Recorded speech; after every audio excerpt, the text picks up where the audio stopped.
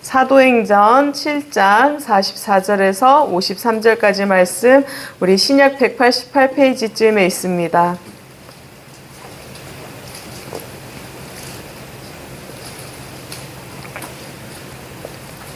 오늘의 말씀은 사도행전 7장 44절에서 53절까지 말씀, 우리 천천히 교독하신 후에 마지막 절 함께 읽겠습니다. 우리 조상들이 광야에 살 때 그들에게 증거의 장막이 있었습니다. 그것은 모세에게 말씀하시는 분이 지시한 대로 만든 것인데 모세가 본 모형을 따라 만들었습니다.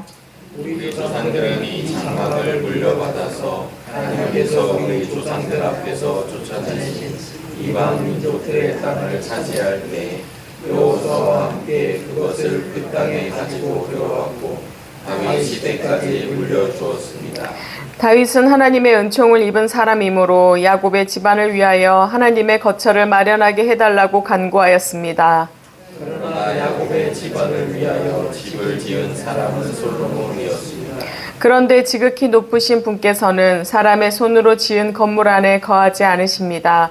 그것은 예언자가 말하기를 주님께서 말씀하신다. 하늘은 나의 보좌요 땅은 나의 발판이다. 너희가 나를 위해서 어떤 집을 지어주겠으며 내가 쉴 만한 곳이 어디냐. 이 모든 것이 다 내 손으로 만든 것이 아니냐 한 것과 같습니다. 목이 굳고 마음과 귀에 할례를 받지 못한 사람들이여, 당신들은 언제나 성령을 거역하고 있습니다. 당신네 조상들이 한 그대로 당신들도 하고 있습니다. 당신들의 조상들이 박해하지 않은 예언자가 한 사람이라도 있었습니까? 그들은 의인이 올 것을 예언한 사람들을 죽였고 이제 사람들은 그 의인을 배반하고 죽였습니다. 당신들은 천사들이 전하여 준 율법을 받기만 하고 지키지는 않았습니다. 아멘. 아멘. 오늘 아침에 제가 새벽에 볼 때는 비가 갑자기 좀 떨어졌잖아요. 새벽에 한 몇 시쯤이나 됐을까요? 한 2, 3시쯤? 그래서 이대로라면 오늘 아침에는 대망이다. 몇 분 안 오시겠다. 이렇게 빗자락이 큰데, 그런데 거짓말처럼 이렇게 뚝 끊겼어요. 그리고 나오면서 보니까 와, 이게 여름인가 싶게 캄캄한데 길 참 조심해서 오셔야 될 텐데 하는 생각으로 왔습니다. 오늘 찬송처럼 주님은 우리를 사랑하신다고 말씀하십니다. 때문에 성경의 모든 말씀은 너를 사랑한다 하시는 말씀인데요. 오늘도 말씀 가운데 너를 사랑한다 말씀하시는 그 음성을 들을 수 있기를 축복합니다. 오늘 본문은 스데반 설교로 알려진 그 본문의 일부입니다. 우리 스데반 집사님이요. 집사님이잖아요. 근데 왜 이렇게 공회에 올라가서 설교를 하게 되었을까 보면 이제 예수님이 승천하신 후에 이 사도들이 어떻게 지냈나요? 이 앞에 보면 옥에 갇히기도 하고, 베드로가 옥에 갇히잖아요. 그래서 옥에 갇히기도 하고 채찍질을 당하기도 하고 이렇게 고난 가운데 살아요. 그럼에도 불구하고 그들은 집에서도 성전에서도 가르치기를, 말씀 전하기를 멈추지 않습니다. 그러니까 결과적으로 어떻게 되었느냐, 정말로 많은 제자들이 이렇게 생겨나게 됩니다. 많은 이들이 예수님을 믿겠다고, 이렇게 그 구원의 은혜를 누리겠다고 이렇게 돌아옵니다.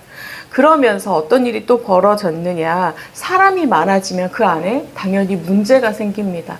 어떤 문제였느냐, 바로 역할들에 관한 문제였습니다. 이 초대 교회에는요, 말씀을 우리가 듣고 전하는 것만큼이나 이 섬기고 구제를 하는 것에 굉장히 열심이었거든요. 양쪽이 이렇게 균등하게 균형을 맞추면서 가려고 했어요. 그래서 섬긴다는 것은 우리가 함께 식탁의 교제도 나누고 이런 것들까지 다 포함이 되는 거였습니다. 근데 사도가 말씀도 전해야지, 예를 들어 식당 봉사도 해야지, 그러면 얼마나 일이 많겠어요. 그러니까 일이 너무 많으니까 그러지 말고 사람들을 세우자 하는 일들이, 그런 말들이 나오게 됩니다. 그러면서 7 집사를 세우게 되죠. 그리고 세워진 사람이 바로 그 중에 한 명이 오늘 말씀에 나온 스데반 집사님입니다. 그런데 이 스데반 집사님은요, 어떤 자였냐면 앞에서 보면 그는 은혜가 충만한 자였어요. 은혜와 권능이 충만하여서 어떤 일이 일어났느냐? 기사와 표적이 일어났대요. 이 집사님들이 지금 해야 하는 일은 뭘까요? 돌보고 섬기고 이런 일들을 해야 되잖아요. 근데 이 사역들은 어떻게 보면 이 시대에 목회자가 하는 사역이죠. 그러니까 사람들 사이에서 이런 생각이 들었어요. 아, 도대체 저 사람은 식탁 봉사만 해야지 왜 저렇게 이 시대로 따지면 나서는 거야. 왜 자기 할 일이 아닌데도 저렇게 하는 거야. 눈의 가시처럼 여기게 되었습니다. 그들이 뭐라고 증언을 하냐면요. 이 사람이 모세와 하나님을 모독하는 말을 하는 것을 우리가 들었다. 이렇게 거짓 증언을 합니다.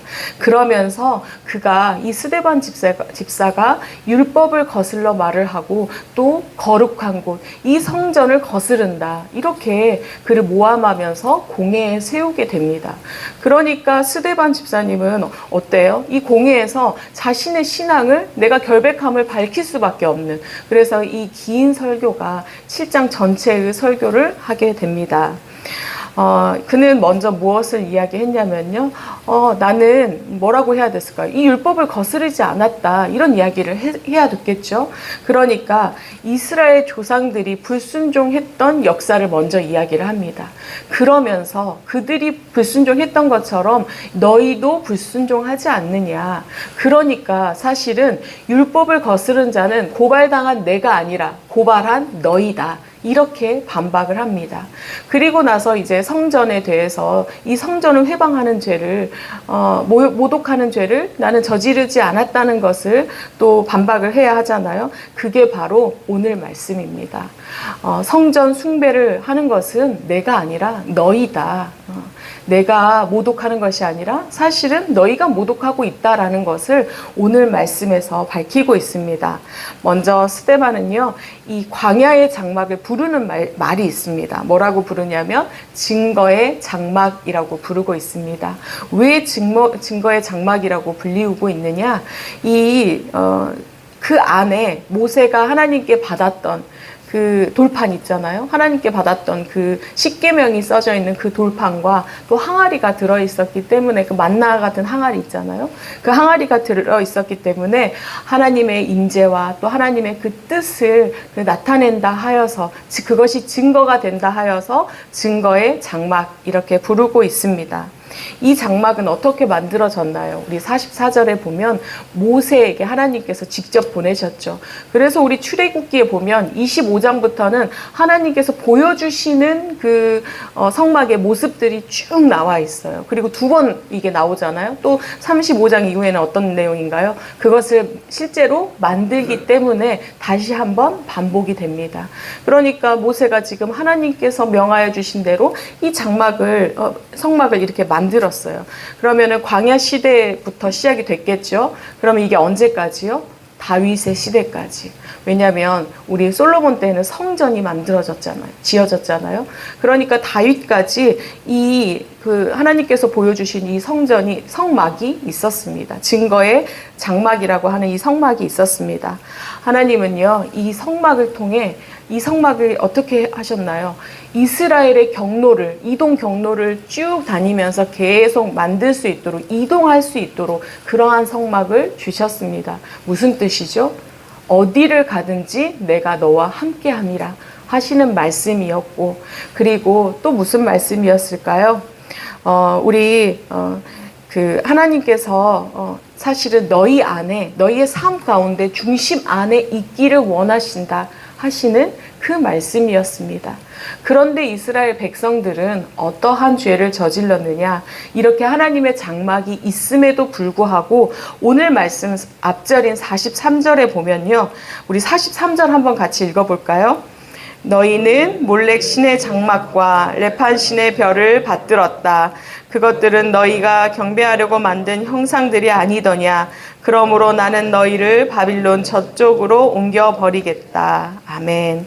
예, 그 안에 하나님의 장막이 있으면서도 이 몰락 신의 장막이 있었음을 지금 성경은 분명하게 이야기를 하고 있습니다. 하나님께서 장막을 지은 건 왜라고요? 너희와 함께 하신다는 증거이고 너희의 삶 가장 가운데에서 내가 교제하기를 원한다, 함께 하기를 원한다 하시는 그 말씀, 삶의 중심에 내가 되기를 원한다는 그 말씀이었음에도 불구하고 그들은 이렇게 범죄를 저질렀습니다. 그리고 이것은 이제 솔로몬의 때에서 비로소 형태를 완전하게 갖춘 성전이 모습이 되었죠. 그 성전조차도 하나님께서는 보여주시고 만들도록 허락을 하셨기 때문에 지어질 수 있었습니다. 그런데요, 이 성전이 지어지고 나서부터는 어떤 일이 있었느냐? 이 성전 자체가 너무 중요한 거예요. 그러니까 성전에서 예배를 드린다기보다 성전 자체를 경외시하는 것, 그것 자체가 너무나 중요한, 그것이 우상이 되어버린 그러한 형태로 발전하게 되었습니다. 그 참된 의미를, 성전의 참된 의미를 그들이 알지 못하고 지키지 못하고 이제는 그 성전 제사나 성전 예배를 드리기만 하면 하나님을 만날 수 있다고, 그러면 족하다고 생각하는 그러한 어쩌면 그들이 성전을 모독하는 그러한 일이 발생을 했습니다. 이게 언제 극에 다다랐느냐? 바로 이 시대, 초대교회 시대에 극에 다른 성전 숭배가 그때 극에 달아서 결국은 예수님도 성전을 모독했다고 하고 이렇게 스데반도 성전을 모독했다고 하면서 살해를 하고 죽이고 돌로 쳐 죽이고 이러한 범죄를 저지르게 됩니다. 여러분, 성전이 성전다울 수 있는 것, 그것은 무엇일까요? 바로 하나님의 임재하심과 하나님의 뜻이 그 안에 있어야 그것은 비로소 성전이라고 할 수 있습니다. 아무리 솔로몬의 성전이 멋지었다 할지라도, 어떠한 황금으로 지었다 할지라도 그 안에 하나님의 임재하심이 없다면, 하나님의 뜻이 없다면 그것은 성전이라고 할 수 없을 것입니다. 이 시대에는요, 모세에게 직접 명령하여 주셨던 그 장막도 없습니다. 또 솔로몬에게 말씀하여 주셨던 그 아름다운 성전도 이 시대에는 존재하지 않습니다. 그러면 이 시대 하나님의 뜻과 하나님의 임재하심은 어떻게 나타날까요? 무엇으로 나타날까요? 교회를 통해 나타날까요? 우리가 교회에 오기만 하면 하나님의 뜻과 그 임재하심을 알 수가 있을까요? 우리 주님은요, 뭐라고 하시는지 오늘 48절 함께 고백해 보도록 하겠습니다. 그런데 지극히 높으신 분께서는 사람의 손으로 지은 건물 안에 거하지 않으십니다. 그것은 예언자가 예, 아멘. 주님은요, 사람의 손으로 지은 건물에 거하지 않으신대요. 생각해 보세요. 주님은 이 땅의 모든 것을 지으셨습니다. 하늘도 지으셨고 땅도 지으셨고 바다도 지으셨어요. 심지어 무엇도 지었나요? 우리도 지으셨어요. 그런데 우리가 지은 어떤 건물 안에 그분이 계실까요? 그분은 그렇지 않다. 그런데 그분이 성전이 없던 그때에 광야에서 이스라엘 백성들이 살아가는 그때에도 이미 계셨고 이미 역사하셨는데 어떻게 나타나셨나요? 그때에는 구름기둥과 불기둥으로 나타나셨습니다. 만나와 메추라기로도 나타나셨고요. 그리고 그 반석에 쳐서 물을 내는 것으로도 주님은 주님의 살아계심을 드러내셨습니다. 너희와 함께함이라는 그 말씀, 그 은혜를 드러내셨습니다. 그러면 지금 우리 주님은 어디에 계실까요? 지금 우리 구름기둥과 불기둥, 또 만나와 메추라기가 필요한 시대가 아니잖아요. 그러면 지금은 어디에 계실까요? 우리 주님은요, 우리 안에 계십니다. 우리 안에 계시고 우리를 통해 주님의 살아계심을 나타내고 주님의 뜻을 드러내기를 주님은 원하십니다. 예, 우리가 바로 주님의 성전임을 꼭 기억하시기 바랍니다. 우리는요, 때문에 우리의 삶을 통해서 하나님의 살아계심과 하나님의 뜻을 드러내는 그 사명을 가진 자들입니다. 내게 그러한 사명을 주셨어요. 그렇게 귀하게 살기를 주님은 원하십니다. 우리의 삶이 얼마나 귀한지, 그런데 이 귀한 삶을 우리가 어떤 모습으로 살아가고 있는지 오늘 되돌아볼 수 있기를 바랍니다. 특별히 우리가 주님과 얼마나 밀접하게 살아가고 있는지 정말로 주님과 매일매일 매 순간순간 교제하면서 정말로 우리 삶의 중심에 주님을 모시고 주님께서 너와 함께함이라 말씀하시는 그 은혜를 온전히 누려가고 있는지 오늘 돌이켜 볼 수 있기를 바랍니다. 이렇게 하나님께서 우리가 돌이키며 나아갈 때, 돌아보며 나아갈 때 주님은 십자가의 은혜를 알게 하시고 다시금 우리의 심령 가운데 새겨주시고 그 은혜로 말미암아 기뻐하며 감사하며 또 그 은혜의 뜻을 이 땅에 전할 수 있기를 결단하고 나아갈 수 있도록 인도해 주실 것입니다. 오늘 주님께서 그 은혜를 우리에게 충만히 부어주시리라 믿습니다. 이제 스데반의 설교가 끝을 향해 나아가고 있습니다. 51절을 보면요. 그는 유대인을 향해 무엇이라고 부르고 있죠? 목이 곧고 마음과 귀에 할례를 받지 못한 사람들이라고 부르면서 이 유대인들을, 특별히 이 종교 지도자들을 책망하고 있습니다. 지금 종교 지도자들의 상태가 어떻다고요? 목이 곧대요. 목이 곧아요. 목이 곧다는 것은 성경에서 어떠한 때에 우리가 사용하는 말이냐면요. 하나님을 거역했을 때, 그리고 그 믿지 않고 불순종했을 때, 그리고 하나님을 배반하고 돌아오라고 했을 때도 완악함으로 말미암아 그들이 그렇게 하지 않았을 때, 그럴 때 목이 곧은 백성이라고 하나님께서는 지칭을 하시거든요. 결국 이들은 어떠한 자들이라는 말인가요? 불신앙의 자들, 또 완고한 마음이 있는 자들, 교만한 자들, 거역하는 그러한 자들임을 책망받고 있는 것입니다. 우리 주님께서요, 이들을 돌이키기 위해서 보내신 자들이 있습니다. 구약에도 많은 자들이 있지만 지금 이거는 유대 종교 지도자들이잖아요. 이들을 위해서 세례 요한을 먼저는 보내셨죠. 그 다음에 보낸 분은 바로 예수 그리스도입니다. 그런데 그들은 돌이키지 않았어요. 그들의 마음이 그 완악함이 있어서 배척하고 결국은 십자가의 그 처형으로 죽이기까지 하였습니다.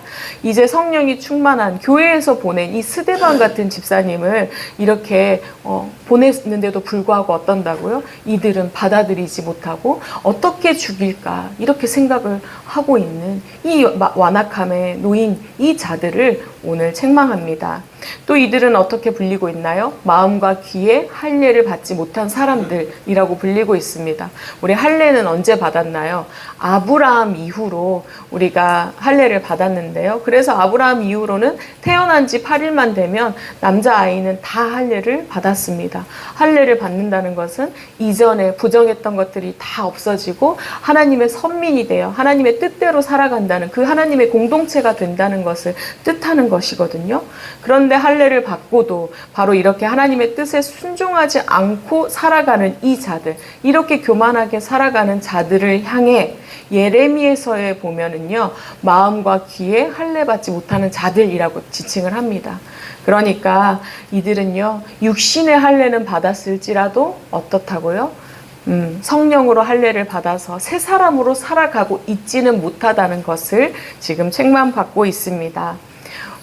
우리는요, 물론 옛사람의 모습이었습니다. 그러나 성령으로 말미암아 할례 받은 자들이 되었죠. 십자가의 은혜로 말미암아 죄사함을 받은 자들이 되었습니다. 때문에 우리는 주님께서 입혀주시는 새 옷을 입은 자들인 줄 믿습니다. 새 옷을 입은 자가 헌옷을 입은 자처럼 옛 모습으로 살아가면 안 되겠죠. 이제는 주님의 뜻을 따라 살아갈 수 있어야 하겠습니다. 이 목이 곧고 할례 받지 못한 백성들은요, 결국은 어떻게 되었나요? 출애굽 1세대는 결국은 광야에서 다 죽었습니다. 가나안 땅을 받지 못하고 광야에서 다 죽는 그러한 결과를 맞이했습니다. 또 선지자들, 보내주신 선지자들, 예언자들의 말에 이렇게 돌이키지 않은 자들, 그러한 자들은 어떻게 되었나요? 아시리아와 바벨론에 의해 멸망당하고 포로 생활을 하게 되는 그러한 수치를 당하고 그러한 슬픔을 당하게 되었습니다. 또 예수님의 십자가에 못 박은 이 유대인들은 어떻게 되었나요? 결국은 로마에 의해서 멸망을 당하고 세계 각곳으로 흩어지는 그러한 슬픔을 당하게 되었습니다.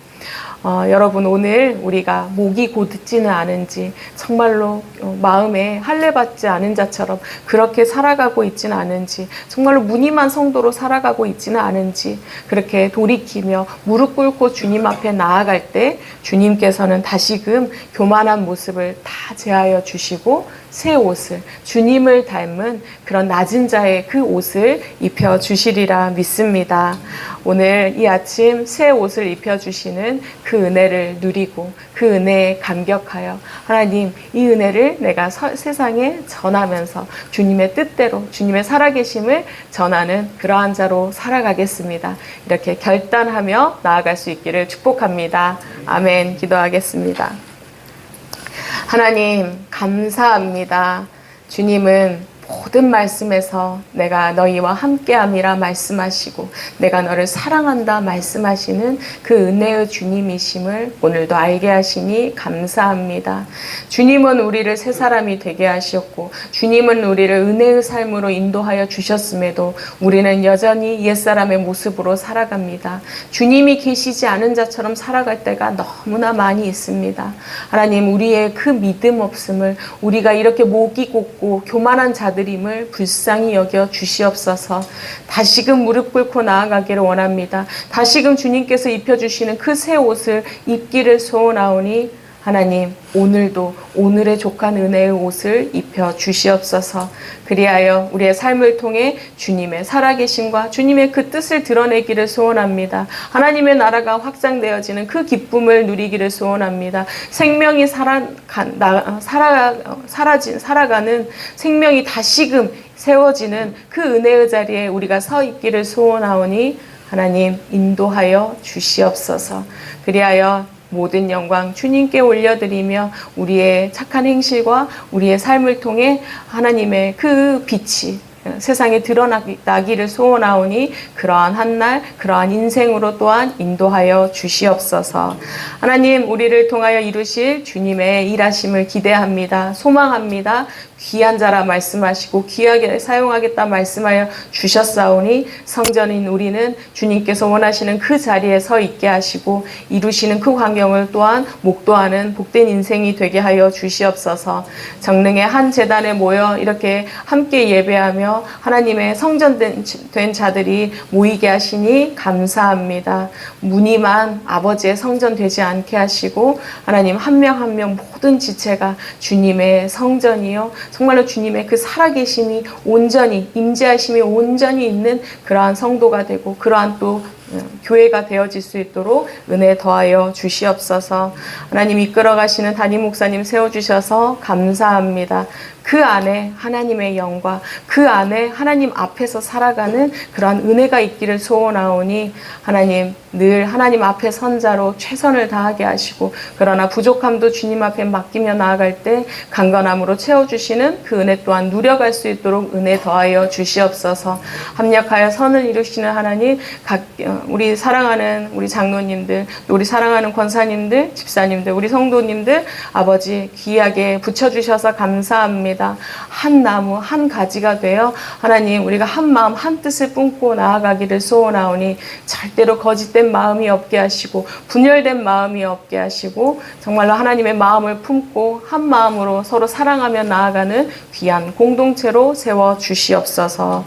하나님 특별히 오늘은 교회가 세워지기를 이 땅에 세워지기를 연약한 자들을 위하여 기도하는 화요 중보 기도회가 있습니다. 그들의 기도를 주님께서 들으시고 이루어 가심을 믿음으로 고백하오니 더 뜨겁게 부르짖게 하시고 부르짖는 그 자리에 삶이 회복되어지며 또 맡겨주신 영혼들이 회복되어지는 은총의 시간이 되게 하여 주시옵소서. 오늘도 회복시키시는 여호와 아버지의 은혜를 구하는 자 있습니다. 하나님 항암 치료를 하고 있는 자 주님께서 붙들어 주시옵소서.